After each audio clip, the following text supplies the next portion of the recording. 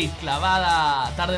Buenas tardes a toda la comunidad que nos sintoniza esta increíble tarde, cuando son las 3:16 de la tarde.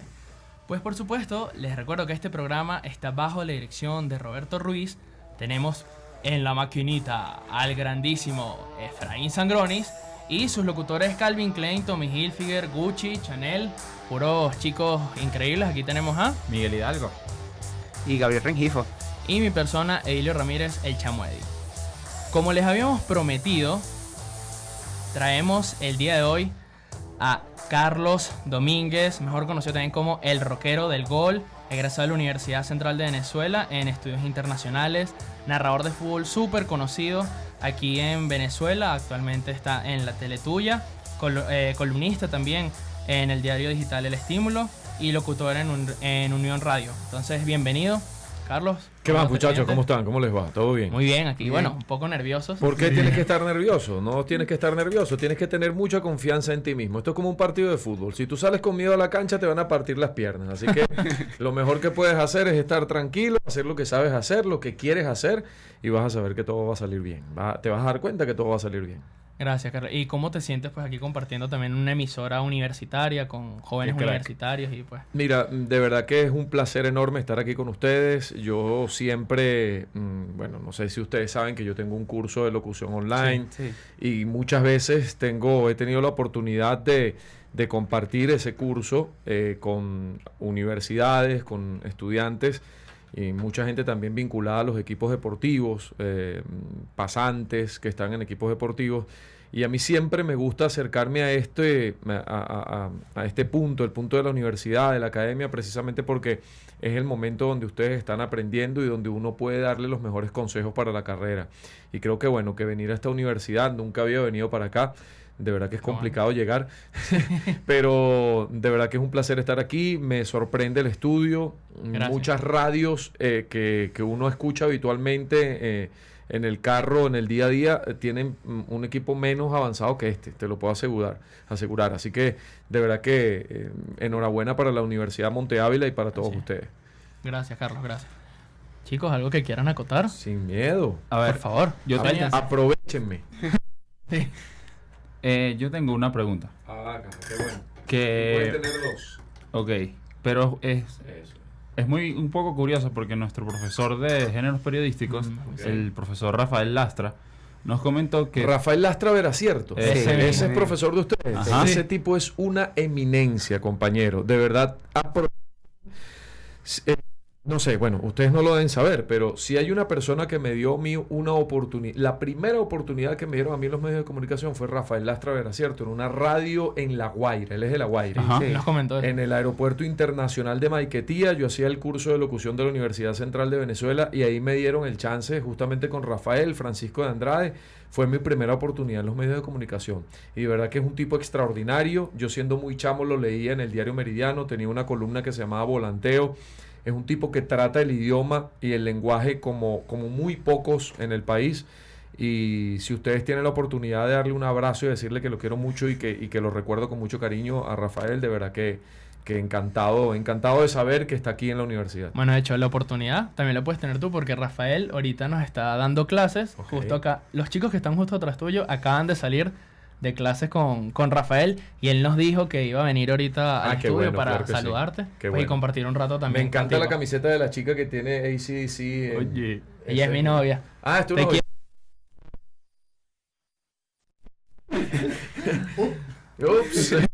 Bueno, chicos, sin tardarnos más, vamos a comenzar con el tema pero vino ya va, yo tinto. tenía ¿Tienes otra pregunta? Claro, Sí, dale. Lanzando ¿Viste preguntas. cómo se va rompiendo el hielo? Es que me bien. pareció muy curioso que él nos comentó que era que usted fútbol uruguayo y argentino. Sí, sí. ¿Por qué? O sea, por ejemplo, yo soy muy fanático del fútbol español y normalmente las personas creo que se van más por el fútbol europeo. No solamente el fútbol uruguayo y argentino. A mí me gusta mucho el fútbol de Sudamérica. Realmente cuando yo era bastante chamo, el bombardeo que hemos tenido de fútbol europeo ha sido no solamente de los últimos años que tenemos cadenas internacionales que transmiten fútbol europeo, la Champions, la Premier, sino ya desde mucho tiempo atrás. Yo siendo un chamo veíamos el calcio italiano. Antes el calcio era, en los años 80, era el principal campeonato de fútbol en el mundo y lo tenía el Canal 8 aquí en Venezuela. Luego venía el fútbol español en los años 90 con el Dream Team del Barcelona, el Real Madrid. Eso fue tumbando quizás, y claro, fue el apogeo del fútbol español en los años 90 y superó a la Serie A, el calcio italiano. Sin embargo, a mí siempre me llamó la atención la Copa Libertadores de América. Y siendo muy chamo tuve la oportunidad por primera vez en mi vida de ir a un partido de Copa Libertadores y fue mágico. Fue un Marítimo Atlético Nacional en el Estadio Olímpico y eso estaba abarrotado de colombianos, pero como no tienes idea. Y esa pasión con la que el colombiano sentía al recibir al Atlético Nacional, ustedes están muy chamos, pero no sé si recuerdan René Higuita. Claro. Sí, estaba sí. Andrés Escobar, que terminó, lo mataron luego del Mundial de Estados Unidos. Estaba el Chonto Herrera, estaba el Bendito Fajardo. Era prácticamente la selección de Colombia, aquel Atlético Nacional, y Marítimo empató en aquel partido. Y yo me quedé prendado con la fanaticada colombiana, con ese fervor, y ahí me fue interesando el fútbol colombiano, me acerqué al argentino, comencé a darle seguimiento a la Copa Libertadores. Era muy difícil porque antes no teníamos ni siquiera cable. O sea, comenzando mediados de los años 90 es que comenzó el sistema de cable, luego vino con el nuevo milenio en la televisión satelital, DirecTV. Pero antes, hermano, usted tenía que tener una parabólica para poder ver un partido de fútbol del extranjero. Y yo recuerdo siendo muy chamo, nos íbamos a los bares en la Sabana Grande, con un poco de colombianos, ecuatorianos y colombianos, y todos tomando, todos pasando la noche con su hidratación especial. Y yo siendo muy chamo lo que estaba era pendiente de poder ver los partidos. A partir de ahí siempre el talento del jugador suramericano no lo tiene nadie en el mundo, hermano. No lo tiene nadie en el mundo. Y el hecho de que Lionel Messi hoy día sea el mejor del mundo y que Cristiano Ronaldo, que si bien es europeo, es latino, Portugal, Italia, España también son países latinos, te hablan mucho de lo que es el futbolista de esta zona. Carlos, y por todo lo que nos comentas, pues vemos que tu pasión por el fútbol ha estado prácticamente siempre en tu vida, pero ¿te recuerdas algún momento desde el cual haya comenzado esa pasión? ¿Un momento en específico? Sí, una edad? claro que sí, por supuesto. A ver, tendría yo 6 años, justamente cuando esta Lastra, ídolos, mire cómo lo flaco que está, el régimen me lo tiene así. Mire, el tema que quería conversarle, sí, en el año 1986, en ocasión del Mundial de México, yo estaba muy chamo y recuerdo justamente la Argentina de Maradona. En mi casa yo tengo 2 hermanos mayores, mi papá es portugués, fanático del fútbol todos, y ellos estaban embelesados con lo que estaba haciendo Maradona con esa selección de Argentina. Yo tendría 6 años y yo veía todo, me fue gustando y a partir de ahí fue darle seguimiento al fútbol. Ya en Italia 90 yo tenía 10, 11 años y ya lo veía con otra visión. Pero hay algo que siempre me llamó la atención por encima del juego, por encima del resultado, por encima de ver fútbol, y era que yo hacía mucho seguimiento de los resultados. O sea, revisaba qué pasó aquí, qué pasó allá, veía mucho fútbol, escuchaba mucho a los narradores, leía a Rafael en su columna Volanteo en el diario Meridiano, y estamos hablando de finales de los 80, comienzos de los años 90. Yo siendo un chamo de 11 años, ¿qué niño hoy de 11 años tú ves leyendo un periódico? Claro, en esa época no había internet, no había nada. No había YouTube, pero sí recuerdo que fue México 86, el Mundial de México. Recuerdo perfectamente la final. Rafa, aquel gran pase de Burruchaga, el pase de Maradona a Burruchaga para el gol definitivo del 3-2 en un partidazo. Para mí fue una de las mejores de las que yo he visto, quizás una de las mejores finales de mundiales, por lo igualado, por la remontada de Argentina sobre una Alemania que era potente, y a partir de ahí todo fue fútbol, compañeros. Wow, qué bueno. Y bueno, nosotros investigando un poco, claro, gracias también al profesor Rafael Lastra que nos dio bastante información, pues, y como tú también nos comentabas antes de la entrevista, tú te graduaste de la Universidad Central de Venezuela en estudios internacionales. En estudios internacionales. Y ahora, ¿de dónde viene esa? Bueno, yo creo que es algo bastante como distinto, estudios internacionales y la narración deportiva en el fútbol. Sí. ¿Cómo tú tomaste esa decisión o de dónde surgió el tal vez no ejercer estudios internacionales, o si lo ejerces. Mira, sí, lo ejercí por espacio desde el año 2001 hasta el año 2012, casi 11 años. Trabajé como internacionalista. Por mucho tiempo también compartí el trabajo de estar en una oficina y también el de trabajar en una televisora.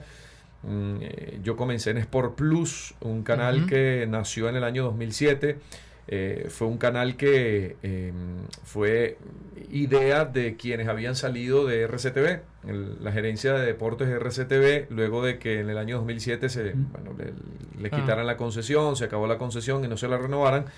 Ellos decidieron abrir ese canal y ahí comencé yo. Pero antes, a ver, un hecho realmente quizás que frustró mi carrera como internacionalista, un hecho político que lamentablemente me obligó a hacer otra cosa para distraerme, a pesar de que yo seguía trabajando. Y recuerdo que yo con la novia que yo tenía en aquella ocasión, ella me decía, me vas a volver loca ya con tus problemas de tu oficina, ponte a hacer otra cosa.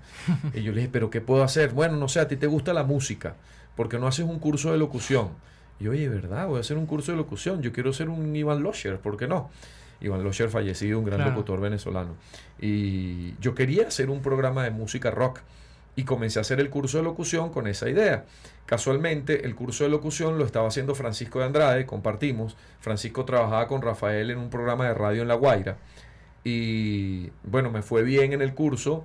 Hablábamos mucho de fútbol todos los sábados. Cada vez que yo llegaba con una camisa distinta del campeonato nacional. Muchas de Táchira, de Marítimo, de Minervén, del Caracas. Y con Francisco hablábamos mucho hasta que un día que Francisco me dijo, mira, pero ¿por qué no estás interesado en trabajar con nosotros en el programa de radio? Y yo, claro, hermano, claro que sí, como sea.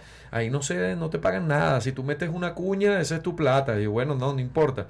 Y recuerdo que comencé, era la tercera voz de ese programa de radio. Estaba Rafael, Francisco, y yo comencé siendo la tercera voz. Casualmente yo viajaba desde Caracas hasta La Guaira todos los días en mi carro, salía de la oficina de un ministerio y bajaba a La Guaira. Recuerdo que se cayó el viaducto, no sé si ustedes recuerdan, estaría muy chico, se cayó ese puente, hermano, y con todo y viaducto caído, con esas trancas, esas colas, uno bajaba y cumplía con el programa de radio, y así fueron mis inicios. Fíjate que fue algo que ni siquiera sabía que yo podía hacer en mi vida. Me gustó siempre la narración, me gustó siempre el fútbol, las transmisiones, siempre estaba muy pendiente de lo que decía un narrador. Yo decía, me gusta este, me gusta el otro, me gusta este comentarista, pero de verdad les digo, muchachos, que yo ni idea de que yo en mi vida iba a hacer eso. Se los digo con completa honestidad. Recuerdo que estando en el programa de radio, venía la Copa América y Francisco de Andrade se había vinculado con TVS. Y él me dice a mí, chamo, están abriendo un canal nuevo de televisión, se llama Sport Plus. Están buscando narradores, van a hacer un casting. Y yo le dije, hermano, yo jamás en mi vida he narrado un partido de fútbol. Yo ya con él narraba y yo comentaba algunos partidos. Yo le decía, pero yo lo que soy es comentarista. No, hermano, ve, yo sé que tú lo puedes hacer bien. Y bueno, un día que fue un día bastante loco, casualmente el matrimonio de mi mejor amigo, en plena iglesia me llaman, mire, usted es el último en la lista y no ha venido. Pero yo ni sabía que era hoy el casting, pero véngase o si no pierde la oportunidad. Salí de la iglesia, me fui corriendo, hice el casting y recuerdo con Ignacio Benedetti, otro gran periodista deportivo, fuimos los dos que quedamos como comentaristas y narradores en aquella ocasión. Y les digo, con honestidad, jamás en mi vida había narrado un partido de fútbol. Hice el casting y quedé. Y hoy día soy narrador de fútbol, ¿no? Son cosas que te enseñan que muchas veces el golpe de suerte, porque mucha gente te dice el talento, claro, hay que creer en el talento, pero a veces la suerte no es la mejor recomendación del mundo, pero sí pasa. En mi caso fue suerte. Y tú, Carlos, ahorita, bueno, que estás desempeñándote como narrador y también como locutor, ¿cómo has hecho tú o qué tips nos pudieras dar a nosotros que estamos empezando en este medio para poder mejorar, para poder ir creciendo y pues así como tú me imagino que has mejorado, nosotros también poder hacerlo? Mira, con todo el respeto que merece la opinión de un profesor como Rafael, que es un gran comunicador, periodista, yo desde la experiencia que he podido tener en este tiempo trabajando para los medios de comunicación, yo lo que les digo es, lo primero que ustedes deben entender y privilegiar es el hecho de que las estrellas no son ustedes, de que las figuras no son los periodistas. Nosotros estamos para informar, para decirle a la gente muchas veces nuestro punto de vista, o explicarles qué está pasando o simplemente relatarles qué es lo que está ocurriendo como periodistas deportivos y nunca tomar el protagonismo. Justamente nosotros somos quienes mandamos al cielo, a la gloria, o podemos mandar al infierno a un deportista. Y ellos son los que tienen los faros y las miradas encima, no nosotros. Partiendo de eso, creo que la humildad es lo primero que nosotros tenemos que predicar justamente y siempre entender que estamos para aprender. Muchas veces nos toca enseñar, muchas veces nos toca hacer ejemplo, pero ya la experiencia te lo va a dar. Recuerden que siempre hay que aprender, siempre hay que nutrirse. Yo, por ejemplo, a los narradores, a quienes quieren ser narradores de fútbol, les digo, ustedes tienen que escuchar a todos los narradores, los buenos y los que les gusta y los que no les gusta, para establecer comparaciones y saber dónde están los puntos buenos y dónde están los puntos malos. Y eso siempre, nutrirse, aprender, estudiar, eso nunca nos va a hacer daño, de verdad.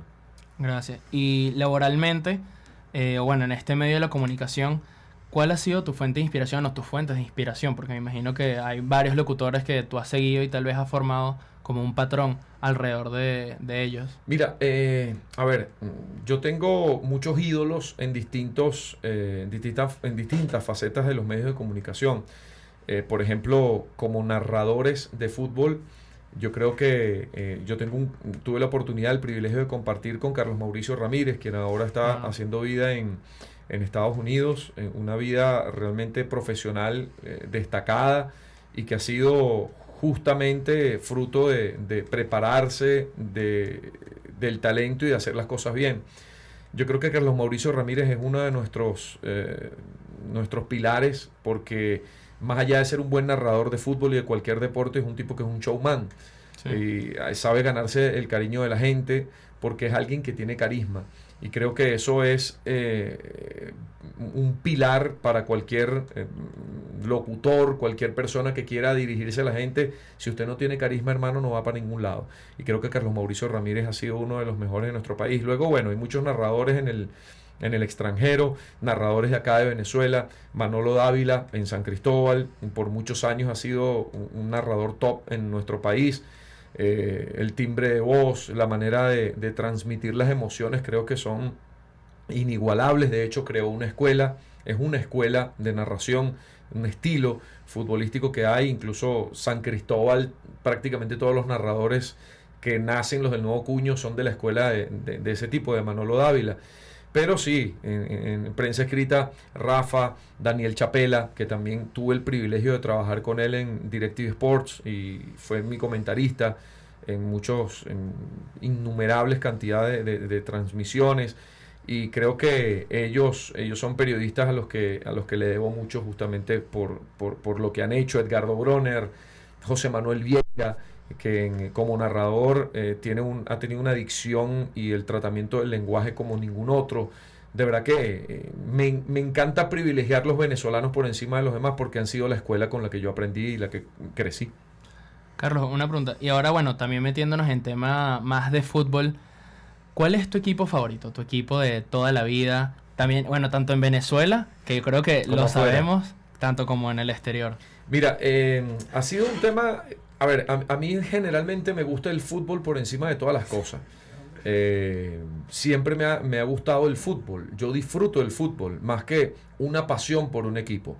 Evidentemente, la selección de Venezuela siempre ha sido mi equipo más amado. Y no solamente de Richard Páez para acá. Yo recuerdo cuando tenía que leer las columnas de Rafael de un 8-0, de un 6-0 en la altura, en Puerto Ordaz, cuando perdimos 6-1 con Bolivia en el comienzo de una eliminatoria. Y saben que era difícil tener una pasión por tu selección cuando éramos el hazmerreír de Sudamérica. Y yo creía, y esto es una experiencia muy bonita, cuando yo era muy chamo, yo veía de manera utópica que nosotros pudiéramos como país futbolístico, futbolero, poder alcanzar algo importante. Y cuando con Richard Páez, primero con Pastoriza, comenzamos a ser competitivos, comenzó a no ser tan difícil buscar un resultado, empatarle a selecciones importantes, ganarles con Richard Páez. Yo pensaba que eso era una utopía. En algún momento yo decía, yo seguía mi selección, pero porque yo amaba mi selección, pero sabía que esto jamás vamos a poder ganarle a Brasil, jamás vamos a poder ganarle a Argentina, y miren cómo todo eso se transformó. Y yo sí les puedo decir que sufrí como sufrió Rafael, como sufrieron todos esos periodistas de los años 60, de los años 80, goleadas, incluso situaciones vergonzosas en la competición, con el avance del resto de los países y nosotros realmente retrasados. Creo que hoy día son ellos, esa prensa, esa gente que sufrió, esos futbolistas que en aquellos momentos sufrieron los peores momentos, quienes hoy tienen que ser más reconocidos, porque cuando vivimos las maduras siempre tenemos que recordarnos de las que estaban crudas, ¿no? Claro. Y internacionalmente, ¿qué no equipo? les dije qué equipo era, ¿no? Mira, equipo, bueno, mi equipo siempre fue el Marítimo de Venezuela. Era un equipo, falleció en el año 96, 97, desapareció del panorama justamente por una treta bastante fea que le hicieron en la Federación Venezolana de Fútbol, pero era el equipo de las raíces de mi papá es portugués. Mi papá era socio del equipo que precedió al Marítimo, que era el Club Deportivo Portugués. Mi papá era el socio número 5. Fueron de los primeros, de los fundadores de aquel equipo de emigrantes portugueses. Y bueno, se transformó en el Marítimo. Yo seguía al Marítimo. Yo con 12 años viajaba solo por el país para ir a ver al Marítimo. Recuerdo una final en Acarigua que tuvo que jugarse en territorio neutral. Yo fui solo a ver al Marítimo en un autobús. Me monté en un autobús. Claro, antes uno, niño, podía hacer esas cosas y nadie te preguntaba nada. Y seguía al Marítimo. El Marítimo desapareció. Mi mamá toda la vida, mi mamá es andina, y mi mamá siempre me llevó en vacaciones a San Cristóbal y veíamos a Táchira, y era una locura ver a Pueblo Nuevo con aquella pléyade de jugadores extraordinarios: William Méndez, Daniel Frankovic, Andrés Paz, Laureano Jaimes, Carlos Maldonado. Era un equipo extraordinario, pero claro, era el super rival del Marítimo. Y el clásico Caracas-Táchira de hoy, en ese momento era el Marítimo-Táchira, pero no era una rivalidad ofensiva. Eso que hoy se dice en cualquier cantidad de cosas, hasta xenófobas y demás. En aquel momento era una rivalidad bonita, porque en San Cristóbal decían viene Marítimo, y cuando venía Marítimo la gente llenaba el estadio, era para ver un partido de fútbol, no para ofender al rival ni menospreciar. Yo iba con mi camisa del Marítimo y sin ningún problema me inmiscuía entre la gente. Alguna que otra cosa me decían, ¿no? Pero de verdad nunca pasó nada trágico con ellos, y fue algo muy bonito.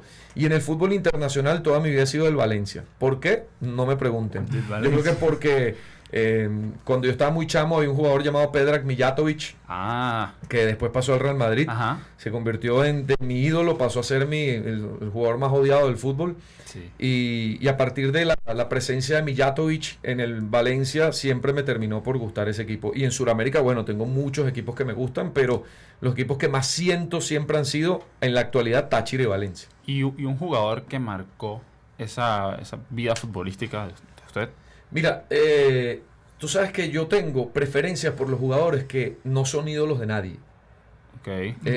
Me parece algo que es llamativo, y no es que yo quiera tirármela de un tipo exquisito de que no soy, y que Messi no es el mejor jugador del mundo, obviamente lo es, pero por ejemplo, a mí me gustaba Mauricio Pellegrino, un central de Vélez Sarsfield, que pasó por el Valencia, pasó por el Barcelona, y era un tipo que hoy creo que está dirigiendo al Alavés, y le fue muy bien con el Alavés el año pasado en el fútbol español, pero cuando era jugador era un central que yo me veía identificado en él, porque yo siempre jugué de central, y yo he sido, no mal central, pero he sido patada, y Pellegrino era así.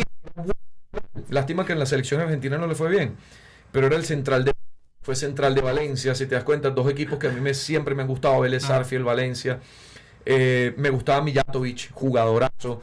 En Venezuela me gustó mucho William Méndez, que sí es ídolo. William de todos los san cristobalenses, de todos los tachirenses. De hecho tiene una estatua en San Cristóbal. Era difícil ver un jugador de sus características en nuestro país. Era un tipo que no corría la cancha, pero tú le entregabas el balón y con dos gambetas, con dos regates, te rompía la cintura y desequilibraba al rival completo. Entonces creo que son los jugadores que más me marcaron. Y obviamente José Luis Chilavert, arquero de Paraguay, arquero de Vélez Sarsfield. Hoy día, bueno, dice cualquier cantidad de sandeces en las redes sociales o lo que sea, pero su personalidad como futbolista era un tipo perro caliente en la cancha, odiado por muchos, idolatrado por muchos. No, o sea, la gente o lo quería o lo odiaba, cualquiera de las dos, pero no había medias tintas con Chilavert, y además marcaba siendo arquero. Eso era tan extraño verlo antes. De hecho, últimamente se ha vuelto otra vez extraño. Con Rogerio Seri. Rogerio Ceni marcó cualquier cantidad de goles con São Paulo, pero Chilavert en eliminatorias suramericanas, a Bonano, en pleno un estadio lleno, en el Monumental de River le hizo un gol de tiro libre. O sea, hay que tener guáramo para ser arquero y hacer eso. Y es un tipo con una personalidad tremenda, además del talento de Chilavert, que era extraordinario. De verdad que, fíjate que son jugadores que no van a estar nunca en la lista de los mejores del mundo, ¿no? Pero siempre fueron mis ídolos. Y Carlos, en tu parte, lo que llevas en tu carrera de narrador deportivo, ¿nunca te ha tocado que estés jugando tu equipo favorito y narrar una derrota y no tener como ese dolor o esa molestia de... Bueno, con Venezuela me ha pasado. Con Venezuela me ha pasado mucho. Yo recuerdo que estando en DirecTV hicimos la Copa América de Chile y jugaba Venezuela contra Brasil y empatando clasificábamos. Pasábamos a la siguiente ronda. Le habíamos ganado a Colombia en el partido en Rancagua. Luego perdimos con Perú en aquel episodio de Amorebieta que pisó a Paolo Guerrero y jugamos con 10 prácticamente todo el partido. Pero luego fuimos al Monumental de Núñez, Monumental de Santiago, donde juega Colo-Colo. Y era un partido Venezuela-Brasil. Y empatando con Brasil pasábamos a la siguiente ronda, de acuerdo a los resultados que se habían dado. Yo recuerdo que tenía 40 grados de fiebre. Estábamos en Santiago, yo compartía con Walter Roque en DirecTV, el nieto de Cata Roque, un gran técnico en el país. Ahora Walter está haciendo vida periodística en Estados Unidos. Y yo tenía 40 grados de fiebre ese día. Y narré con 40 grados de fiebre en un estadio a reventar entre venezolanos, brasileños y chilenos. Y ese partido lo perdimos 2-1. Y recuerdo un centro desde la izquierda que tuvo Miku Fedor en el agregado, que yo no sé por qué agachó la cabeza y tenía que haber levantado la cabeza para empujar la pelota. O sea, yo dije una grosería al aire porque o sea, se me fue. Claro. Entonces ahí se te vuelven los sesos justamente cuando la pasión te puede más que ese tipo de manejo de equilibrio de emociones. Me pasó con el Táchira Caracas del año 2015, aquel partido del torneo Clausura, donde Táchira empatando era campeón del Clausura. El escenario fue extraordinario, fue la última jornada del torneo, un clásico Caracas-Táchira. Táchira empatando era campeón, Caracas tenía que ganarle a Táchira para ser campeón. El estadio estaba lleno, fue la primera transmisión HD que nosotros hicimos para la televisión venezolana de un partido del campeonato nacional en alta definición. Y bueno, y el episodio fue una cosa extraordinaria. Caracas le estaba ganando a Táchira en el minuto 93 2-1, estaba siendo campeón y apareció Wilker Ángel para poner el 2-2 que significó la clasificación, el campeonato de Táchira. Y les digo, o sea, yo tengo un sentimiento por Táchira y en ese día se me fueron, ahí se me salió todo, obviamente. Pero yo recuerdo el 2-1 que hizo Farías, estaba empatado a 1 y el 2-1 al 84 para Caracas. Yo lo chequeo atrás y lo narré con la misma vehemencia que terminé narrando el gol de Wilker Ángel. Así que muchas veces cuando te pones detrás, cuando tienes que hacer ese trabajo y te das cuenta que hay tanta gente que te está escuchando, tanta gente a la que le tienes que responder, ahí yo siento que uno pierde ya el tema de la pasión y te gusta el fútbol, te gusta lo que pasa en la cancha y te transporta a lo que está ocurriendo más allá de los gustos y las preferencias que puedas tener. Y Carlos, una pregunta. Antes yo vi la televisión y estaba unido la TLT con Meridiano. Sí. ¿Tú sabes o sabrás qué habrá pasado en ese momento, que de momento se desligaron? Lo que pasa es que, bueno, Meridiano ha tenido un problema económico fuerte y cuando sale que es un canal impulsado por el Estado venezolano, hubo como algún apoyo de Telearagua para rescatar a Meridiano. Entonces Telearagua era el que producía, era el que invertía, y la plataforma por la que se mostraba era la de Meridiano, que es una plataforma inigualable en el tema deportivo. De hecho, todos los talentos, narradores, comentaristas, analistas que han salido de Meridiano son muy reconocidos, justamente porque es una plataforma enorme que se ha venido mucho a menos. Y justamente si se dan cuenta, cuando se desvincula Telearagua de Meridiano, Meridiano vuelve otra vez a caer y hoy día, lamentablemente lo digo porque tengo mucha gente querida y en numerosas oportunidades mi adolescencia yo disfruté del fútbol, programación de Meridiano, pero bueno, una crisis económica y es creada la Tele Tuya, ya no tiene nada que ver con Teleara, ni siquiera con TVR, que era la plataforma que sirvió para salir. Ahora es un canal nuevo que justamente no tiene ningún vínculo con otro canal en el país. Así que creo que ese momento de Telearagua Meridiano, yo recuerdo haber llegado en ese momento, hace 3 años, justamente cuando ya estaban haciendo la Tele Tuya, en su momento se llamaba TLT, y sí viví ese momento. Yo llegué a narrar como 3 partidos en los estudios de Meridiano. Y bueno, para mí fue una bonita experiencia sabiendo que todo lo que significa Meridiano para el periodismo deportivo en Venezuela. Bueno, entonces vamos cerrando con esta sección de preguntas a Carlos Domínguez y vamos con la sesión de la Vinotinto. Ay, espera, se te apagó la computadora. Ay, Bueno. Ahí está. Davino, sí. Ahí está. Si no la cantaba.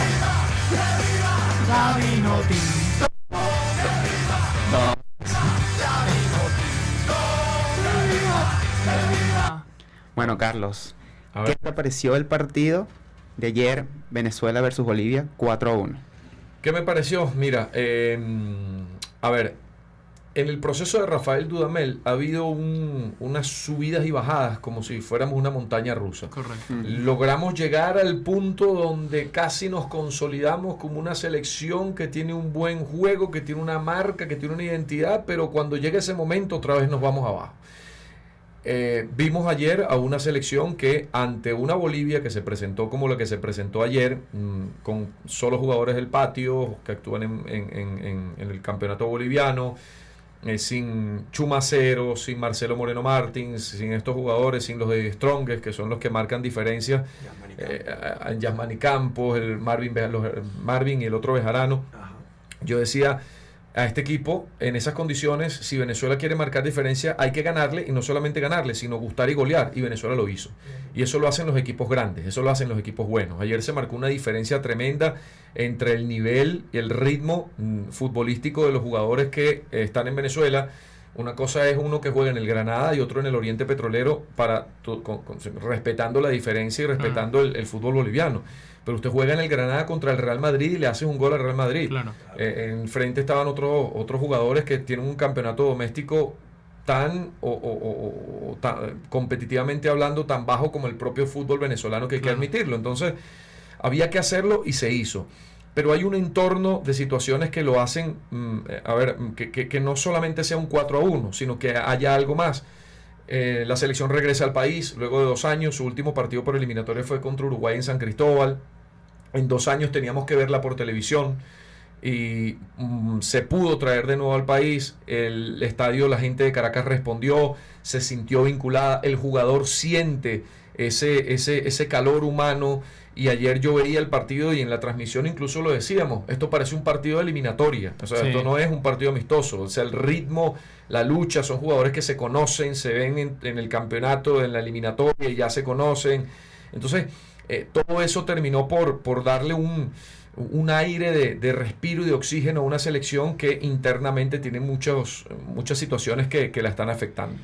Y la alineación de Bolivia, no puede ser que César Farías quería probar el campeonato, ya que sabemos que César Farías... Mira, tuve la oportunidad de hablar con César. César es gran amigo también de Rafael. Hablé con César y la intención de César Farías es, y ojo porque ayer Bolivia se vio terrible, Sí. y en la rueda de prensa César Farías dice, sí, admitimos nuestros errores, pero son errores corregibles. No nos dejen, o sea, no nos descuiden, porque se van a acordar de nosotros, y yo estoy seguro que Bolivia, para ir a ganarle a Bolivia en La Paz con el trabajo de César Farías, hermano, va a ser bien difícil. ¿Y qué está haciendo Farías? Esta selección que trajo va a ser la selección del llano. ¿Cuál va a ser la selección del llano? La que salga a jugar de visitante. No sé si va a regalar los 3 puntos, va a ser una selección distinta. La mayoría son jugadores de Santa Cruz de la Sierra. Santa Cruz de la Sierra es prácticamente está al nivel del mar, no tiene la situación de altura, pero el técnico César Farías va a hacer 2 equipos, uno que juegue en el llano para que salga de visitante y otro que juegue de local, y ese que juegue de local es el que va a marcar diferencia. Y hay una enseñanza que la toma César Farías de lo que hizo Ecuador hace 2 mundiales. Ecuador hace 2 mundiales ganó toda condición de local, afuera empató solamente 2 y con eso le bastó para ir al Mundial. Entonces, ese es el principio que entiendo que en Bolivia César Farías va a tratar de buscar. Vamos a ser incómodos aquí, que los equipos que suban a La Paz, porque hasta hace poco ya profanar La Paz no era tan difícil. Venezuela ganó con Juan García con 37 años de delantero. Le ganamos 1-0. Luego empatamos 1-1. Aquel despropósito de Reni Vega en una pelota que terminó significando el 1-1. Para mí, nos fuimos al Mundial de Brasil a partir de ese encuentro. Yo estuve en La Paz. Le digo a la gente, si usted quiere ir, va a visitarla por más de 20 días para que se aclimate. Si usted va 4 días, no lo haga. Una cosa de loco. Pero, a ver, volviendo al tema de César Farías con Bolivia, yo creo que esa es la idea de él. Va a tener una selección para ir de visitante y otro equipo que va a ser muy distinto al que va a jugar en La Paz y que va a ser muy difícil de ganarle. Y yo quería preguntarte por la actuación de Rómulo Otero, que bien ayer jugó en un 4-2-3-1 detrás de Salomón como un 10, y que además a mí me gustó mucho porque ya no dependimos tanto de los pelotazos a los extremos. Sí. Con No, ni a Darwin Salomón Machí. tampoco. Exacto, entonces quiero preguntarte por cómo lo hizo. A ver, ayer era Bolivia el rival y en las condiciones que acabamos de describir. Entonces, si tú no lo vas a atacar, si tú no eres ambicioso contra ellos, entonces ¿contra quién vas a ser ambicioso? Entonces, se entiende que Rafael Dudamel sacrifica un volante más. Él ha venido jugando con un tribote en la mitad de la cancha, con un 5 y 2 volantes mixtos. Sacrifica, deja a Tomás con Yangel, entra Rómulo Otero como hombre libre, porque eso es otra cosa importante. No es que Rómulo Otero fue titular, sino que además jugó como hombre libre, o sea, como enganche, como un jugador con libertad de movimiento. Y esto tácticamente le sirve mucho a la selección porque Yangel y Tomás se encargan de escudar y el muchacho y Rómulo que cree, que es lo único que sabe hacer. Y creo que eso fue lo que terminó por revolucionar el funcionamiento de la selección. Yo les digo algo, para el que pida contra un partido, contra Uruguay, Montevideo, no, 4-2-3-1, que ponga Otero, entonces hay que uno tiene que entender. Hay mucha gente que te exige, dice, no, vamos a ir, no importa que nos metan 6, pero jugándole. No, hermano, no. O sea, hay que ser competitivos. Y ser competitivos es esto, saber interpretar cuándo usar los jugadores. Ayer era un partido para Otero y mira lo que terminó siendo Otero. Sí les digo algo para mí, a mi criterio personal. Para una selección como Venezuela, que depende de muchos elementos puntuales para poder ser competitiva, no como otras selecciones como Brasil, que no depende de elementos puntuales, sino Brasil con una individualidad te acaba. Rómulo Otero es fundamental, porque tiene una pegada extraordinaria, porque gana una cantidad tremenda de faltas cerca del área, y eso a mí me parece que Venezuela, como no se puede dar el tupé de no contar con un jugador como Joseph Martínez, creo que no forme parte Rómulo Otero de un llamado a la selección realmente es algo inexplicable. Y también aportó mucho en balón parado. A balón parado, claro, eso es lo que te digo, que es un tipo mortal. Excelente. Es un tipo mortal. Más allá que ayer lo vi ansioso y que muchas pelotas que entregó las entregó mal. Incluso también los tiros libres, fíjate que pegaba en la barrera, pero nació de un tiro libre de Otero, de una jugada de Otero, donde el primer gol de Yangel Herrera. Ajá. Entonces, es un tipo fundamental, está volando. El tema de Otero es que es un jugador también que depende del ritmo en el que esté, de los estados anímicos. A veces Otero anda muy bien, en otras no rinde. Entonces, cuando esté bien, hay que aprovecharlo. Y en este momento Otero está bien. Y Soteldo como banda izquierda, porque fue el cambio que hizo Dudamel empezando el segundo tiempo. Soteldo juega en la misma posición que Otero. Sí. Pero yo vi... Es más extremo, exactamente. Pero no lo vi con esa calidad que he visto a Soteldo en anteriores partidos o anteriores amistosos, que es un monstruo. Bueno, pero hay partidos que quizás no salen las cosas, Claro, ¿no? Y el día de ayer también ya el partido estaba prácticamente liquidado, estaba sentenciado, y más allá de eso yo sí vi que hizo un par de enganches hacia afuera que le rompió la cintura 2 veces al rival. Es un tipo que siempre te va a aportar, es un jugador que tiene unas características muy distintas al resto del continente. Quizás en Argentina te puedes encontrar un ratón de este tipo, pero ya casi no los utilizan como lo que podía ser la bestia en algún momento sobre un costado, pero es un jugador diferente a lo a que estamos acostumbrados, y yo creo que va a hacer mucho daño en la eliminatoria, sabiéndolo utilizar, eso sí.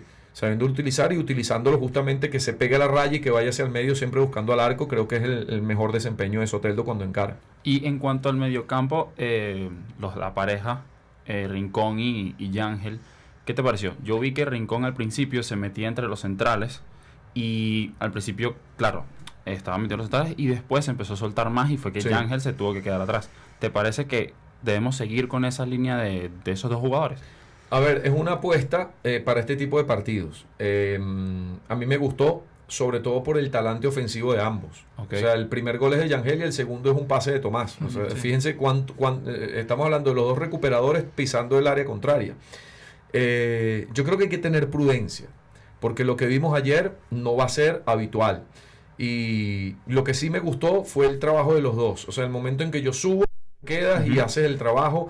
Yangel se multiplicó. Tomás hace rato es un jugador súper inteligente, tiene más de 30 años y está mejor ahora que cuando tenía 25. Se los digo Sí. con mucha honestidad, porque es un jugador que está interpretando el partido, el juego como nadie. Está en el momento justo, entrega la pelota justa. Creo que lo que vimos ayer, para mí, hay que destacarlo, la línea del 11 de Venezuela que más destacó para mí fue esa de Tomás Rincón y de Yángel Herrera. Un partido excepcional para ambos. Carlos, también hubo una polémica, que estamos hablando esta de la parte del Sí. entrenador de Rafael Dudamel, en el momento de que Dudamel pierde un partido y empiezan los comentarios en las redes sociales diciendo que quieren que Dudamel salga, Ujú. que se vaya a la selección, y se rumorea, o se hizo el rumor, del entrenador de Millonarios y el entrenador, o ex, Jorge Ujú, y el ex entrenador del Zulia. Francesco Tifan. ¿Tú qué consideras? ¿Rafael Dudamel debe salir o ha hecho un buen trabajo? Porque vamos a estar conscientes que a veces Dudamel hace un buen partido y es admirable, pero hay veces que en los partidos importantes como que no sabe el jugador que poner. Mira, tenemos 3 años en el mismo proceso y todavía no sabemos cuál es la propuesta futbolística de Venezuela. Sabemos cuál es el esquema, cómo se para en la cancha, pero fue muy crítico lo que vimos contra Colombia en el último amistoso en Estados Unidos, Sí. donde solamente llegamos en un par de ocasiones sobre el final de la primera mitad y sobre el final del partido. Y un equipo que en la primera mitad Colombia nos dio un soberano baile con el equipo B. Entonces vas y contra Bolivia vas y la aplastas, muestras una cara completamente distinta. Entonces no sabes a dónde atenerte, no sabes lo que yo les decía al comienzo, es una montaña rusa. O sea, llega un momento de juego donde tú dices, este sí es el momento, y va y decae, desaparece, y comienzan los conflictos internos, comienza el otro que no va, el otro que... Entonces, hay un tema de manejo de egos, que si hay un técnico en el país, y que me perdone Rafael Dudamel si yo establezco alguna comparación, que supo hacerlo, que supo manejarlo, es César Farías. A César Farías ningún jugador se le volteó, o le levantó la voz, o... A César Farías era como Mourinho, sus jugadores más bien lo defienden. Al sol de hoy, yo ayer puse un post de una entrevista que le hice a César Farías, y un vino tinto, un ex vino tinto que todavía está activo, me puso, capo, como él no hay dos, cuando hablé de César Farías. ¿Qué jugador habla de un técnico así? Claro. Y con todos nosotros opinamos de César Farías. ¿Pero por qué? Porque Farías era la esponja. Farías hacía que nosotros como medios de comunicación, como afición, lo atacáramos a él, y él sabía, jugadores, en vez de lanzarlos al ruedo y decir, no, pero Don Regalón, como en algún momento creo que aprendió mucho Noel, el bueno de Noel San Vicente, porque yo en ningún momento voy a pensar mal de Noel cuando dirigió a la selección, pero no supo manejar los egos de los muchachos. En cambio, ahora está Dudamel con este tema, el otro que va y celebra como Joseph. Entonces comenzaron a decir que estaban amenazando a Soteldo, el resto de los jugadores, porque si se dieron cuenta, los jugadores apoyaron Claro. no a Joseph, ni siquiera a Dudamel, sino fue un espaldarazo indirecto con las opiniones que dieron con respecto al tema de Joseph Martín. Entonces, todo esto es lo que no me gusta Claro. de Rafael Dudamel. Es lo que no me gusta, el manejo, lo extradeportivo. Pero desde las capacidades, yo le digo, este tipo fue a la final de un Mundial Sub-20. Claro. O sea, no me van a decir que es un incapaz. Sí. Y que no ha encontrado el juego, quizás por porfiar, por alguna terquedad, porque mire que si hay un cabezadura, es Rafael Dudamel. Yo creo que el trabajo está hecho. Yo creo que él no debe salir. Yo creo que hay que darle la confianza. No hay nadie, yo creo que preparado ni capacitado para que llegue ahorita y en 3 partidos le cambie la cara a la selección y arranquemos ganando la eliminatoria sudamericana. No lo hay. Y menos que venga del extranjero. Más allá de que Pinto conoce muy bien al jugador venezolano, lo conoce de su paso por Táchira, y es un tipo que está empapado de todo. Pero yo le digo, ya es tarde para un cambio.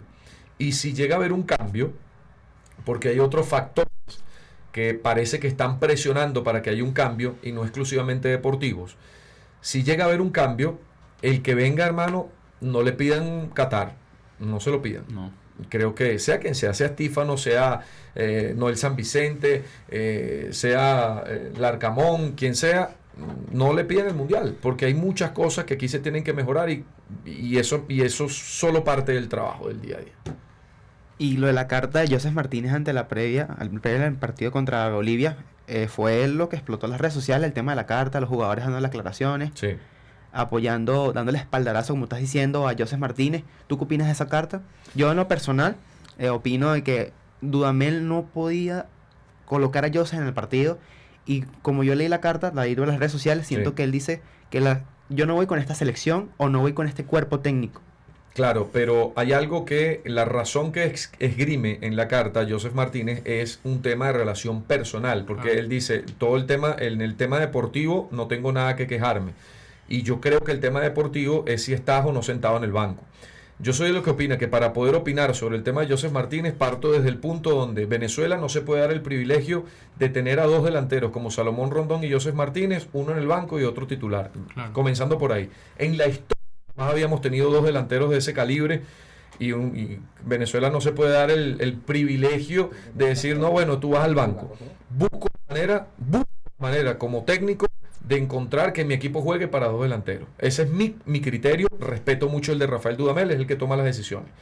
Partiendo de ahí, te digo, me parece súper egoísta que un jugador decida no acudir a una selección porque tenga un problema personal con el técnico. Ujú. Es difícil el tema de las relaciones interpersonales, pero hermano, tú no eres monedita de oro para todo el mundo. Si te estás llevando mal en el trato, porque fíjense que estamos hablando de algo personal que es lo que esgrime Joseph Martínez. Si te estás llevando mal, busca la manera de mejorarlo. Y no renunciando. ¿Por qué? Porque estás dejando de ofrecer todo tu talento, todos esos goles que marca en la Major League Soccer y los que marcó en el pasado eliminatoria sudamericana, que fueron 5 y fue el goleador Joseph Martínez de la Selección Nacional de Venezuela, los está dejando de aportar a la selección. Y la selección somos todos, la selección es el grupo de jugadores, la selección es Dudamel, la selección es la federación, somos todos los que queremos ir a un mundial. Más allá del objetivo, que es el objetivo común, para mí ese no es el principal objetivo, para mí no es ir al mundial. Para mí el principal objetivo es ser competitivos y tratar de alcanzar algo positivo y que eso se mantenga en el tiempo. No que bueno, casi fuimos a Brasil, casi. Terminamos sextos con Farías para Brasil y en la otra eliminatoria décimo. Entonces yo lo que quiero es que el que venga sea capaz de que Venezuela sea competitivamente hablando sostenible en el tiempo su rendimiento. ¿Y cómo crees que se debe sentir el aficionado venezolano con esta vinotinto que estamos viendo hoy en día? Porque si ayer yo estaba metido en redes sociales y vi mucha gente criticando, mucha gente Sí. siendo optimista, yo personalmente no me quiero meter en un mundo lleno de optimismo. Y sí, vamos a clasificar al mundial, pero tampoco me quiero meter en un mundo de no vamos a clasificar nunca, somos unos malos. Pero yo ayer vi que Bolivia supo atacar y supo hacer daño. Y siendo un equipo, como tú lo dijiste, de jugadores de patio. ¿Usted cree que debamos seguir una línea de optimismo, ¿cómo se dice? De positivo y ¿qué? Negativo. No, bueno, yo te digo, no, el optimismo siempre tiene que existir, obviamente. Nunca podemos decaer, nunca podemos perder las esperanzas. Y sobre todo cuando estamos por comenzar un proceso que es largo y es el camino a Qatar. Y yo siempre digo, toda la gente cree que es fácil. Ayer me dicen, no, pero sí, Bolivia no es termómetro, Trinidad y Tobago no es termómetro. Entonces, ¿quién es termómetro? Claro. O sea, Brasil, obviamente, sí, Brasil. Entonces, cuando le empatamos decimos, no, pero que fuimos rácanos. Le sacamos un empate a Brasil en la Copa América. Sí. Uh-huh. Le sacamos un empate a la Super Brasil de Tite que venía como con 15 partidos consecutivos ganándole a todo el mundo. Entonces, no, pero es que somos timoratos. Entonces, ¿qué creen? Entonces, lo que yo te digo es, hay que tener prudencia, hay que apoyar, hay que siempre alentar a la selección nacional, siempre, se pierda o se gane, porque los que alentaban cuando nos metían 6-0, nos comíamos 6 y siempre estábamos ahí viajando detrás de la selección y viéndolo jugar y pidiéndole autógrafos a los jugadores. estos que están siendo competitivos, que están igualando los niveles con el resto de Sudamérica, ¿por qué no pueden tener la confianza de nosotros? Lo que yo te digo es que siempre hay que apoyar a la selección, y aprovecho este espacio para recomendar a toda la gente que el lunes se acerca al estadio. Lo que vivimos ayer fue extraordinario, de verdad tenía tiempo que eso no lo vivía Caracas con su selección, y contra Trinidad es otra oportunidad de mostrarle cariño, ese cariño que se le tiene al combinado nacional, y apoyar, confiar, de verdad, confiar. Yo creo que lo más que se puede hacer es perder un partido. Lo peor que puede pasar es perder un partido. Y lo mejor que puede pasar es que usted se emocione, que compre lo que quiera compartir, que vaya con los amigos, que se reúne y que disfrute el momento. Entonces hay que apoyarlo, hay que apoyar y hay que vivirlo bien. Bueno, Carlos, hablando también, yo tuve la oportunidad de visitar el estadio universitario, eso estaba demasiada gente, la pasión, sí, ayer en el partido contra Bolivia, y la hinchada, yo fui con unos amigos y fue increíble como el estadio estaba tan lleno apoyando la Vinotinto y aplaudiendo. Cuando salió Otero fue increíble, todo el mundo se levantó, empezó a aplaudirlo. Cuando salió Salomón, que para mí fue el mejor del partido junto a Otero, en el partido de ayer, con ese golazo de chilena, pero fue increíble. Es como tú dices, todo venezolano tiene que apoyar la selección, como tú apoyas un club internacional, también tienes que apoyar a tu país. Y ayer yo creo que toda la gente que estaba en el estadio se olvidó de que, bueno, el tema de que no me alcanza el salario, se olvidaron, hicieron su esfuerzo, compraron la entrada porque no es tan barata, pero la gente se olvidó de eso. Y eso también no es que vamos a pagar vamos a tapar el sol con un dedo. No, la gente se merece distraerse, la gente se merece pasar momentos diferentes. Y ayer hubo una inversión importante. A mí me cuentan que cuesta a Bolivia y a Trinidad cada uno traerla $600,000. Y hoy día en el país sacar $600,000 para traer estas selecciones es complicado. Entonces hay que agradecer el esfuerzo de quien lo hizo. Entonces comienzan, no, que lo hizo aquel, que estés enchufado, que tal, que no sé qué. Hermano, claro, por favor, entonces no vamos a hacer nada, no vamos a salir, no vamos a meter en nuestra casa. ¿Qué vamos a hacer? Yo digo que bueno, que todo tiene sus formas, todo tiene sus maneras. Yo agradezco enormemente que hayan podido traer de nuevo la selección a la ciudad capital, que la gente responda y que hay que disfrutarlo, disfrutémoslo. El próximo lunes a las 6 de la tarde es contra Trinidad y hay que acercarse, hay que alentar, porque el jugador rinde, Ayer lo conversaba con varios de ellos después del partido y le dije, no, que cuando tú puedes estar en Lima con 400, con 500, 600 venezolanos alentándote, pero estás aquí en tu tierra, con tu gente, en una cancha donde jugaste cuando saliste de este país. O sea, esa cosa cambia, eso hace que el jugador cambie también. Carlos, bueno, y ya para cerrar nuestro programa, porque ya la hora se está acabando, ¿hay algunas palabras que tú le quisieras regalar a toda la comunidad de la Universidad Monte Ávila y pues todos estos estudiantes que nos estamos emprendiendo en este ámbito de la comunicación? No se vayan del país, por favor. No. Ojo, muchos se quieren ir y tienen razón porque dicen que no hay oportunidades, pero a mí lo que me está preocupando enormemente, muchachos, es que cuando tengamos la oportunidad de rescatar el país, ¿quiénes lo vamos a rescatar? Claro. Entonces, la gente que está preparada se está yendo y aquí también necesitamos que los preparados nos quedemos y tratemos de enseñar a los que vienen, de reconstruir, de poner a la orden del país nuestros talentos. Y sé que es muy complicado, son recomendaciones las mías muy, muy radicales, pero busquemos la manera de ver cómo nosotros podemos progresar. Yo en el programa de radio que tenía con María Ángel me di cuenta de la cantidad, algo que llaman ahora emprendimiento, la cantidad de gente que está inventándose cosas para sobrevivir y para generar negocios y se pueden dar, se están dando. Entonces, ¿por qué inventar nosotros otra forma, otra manera? Fíjate, yo no me he ido del país. Yo le decía a Rafa, yo no me voy a ir del país, no me voy. Gracias a Dios también tengo una empresa que me sostiene, que puedo yo pagar, que nada me falte y que puedo vivir con cierta comodidad con respecto al resto del país. Yo tengo que agradecer eso y de verdad que es un privilegio. Pero ¿cuánto no me he quemado yo para llegar a donde estoy? Claro. ¿Cuántas colas no me calaba yo para La Guaira para bajar todos los días y subir por la carretera vieja de noche a las 8 de la noche pisando conejos, radipelado y todo en el carro precisamente para ir a cumplir con mis compañeros y hacer un programa de radio que quizás escuchaban 6 o 7 personas?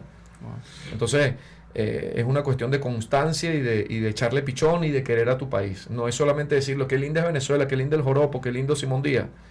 Vamos a demostrar realmente que queremos el país. Claro. Bueno, Carlos, de verdad, muchas gracias. No, vale, gracias a ustedes. Nosotros gracias. estamos súper contentos, de verdad, de poder haberte tenido aquí en nuestro programa, de poder compartir cabina contigo y tener esta experiencia para nosotros. Entonces, realmente, pues ya nosotros nos vamos ¿Viste cómo despidiendo. se soltaron? ¿Viste cómo Claro. se soltaron? Claro, Muchachos? Hay que soltar. Que hace tratar de proyectar más así como lo hace. Ese que está hablando. Bueno, pero- Sangroni. No es Sangrón, no es Sangrón, él es Sangronis el apellido, pero no es Sangrón, es bien pana. Y bueno, no, muchachos, gracias a ustedes de verdad, y qué bonita sorpresa saber que Rafael está aquí con nosotros y que ustedes lo mencionaron y que bueno, que un maestro de mi carrera como él, un ejemplo a seguir, de verdad que esté aquí con ustedes, sáquenle el jugo, exprímanlo al máximo, más allá de lo exprimido que está, porque él era bien gordo. Así que de verdad que sáquenle provecho porque más allá de ser un gran profesional es una extraordinaria persona. Bueno, muchas gracias, Carlos. Entonces, por aquí ya nosotros nos vamos despidiendo. Les recuerdo que este programa llegó a ustedes gracias a la dirección de Roberto Ruiz, y en la maquinita, como siempre, tenemos al grandísimo Efraín Sangronis y sus locutores Calvin Klein y demás increíbles. Aquí tenemos a Miguel Hidalgo. Y Gabriel Rengifo. y Le el va a chamo caer de el zoom, Emilio ¿viste? Por Ramírez. hacer publicidad. Ah, bueno, Profesor Rafael Rafael Lastre, que de verdad nos dio mucha información acerca Sí. de Carlos. Y bueno, Carlos, por supuesto que súper No, gracias. agradecido siempre de Gracias, tenerte muchachos, acá. éxito de verdad y que el programa siga triunfando. Vale, muchas gracias. Entonces, hasta luego, nos despedimos. Bye.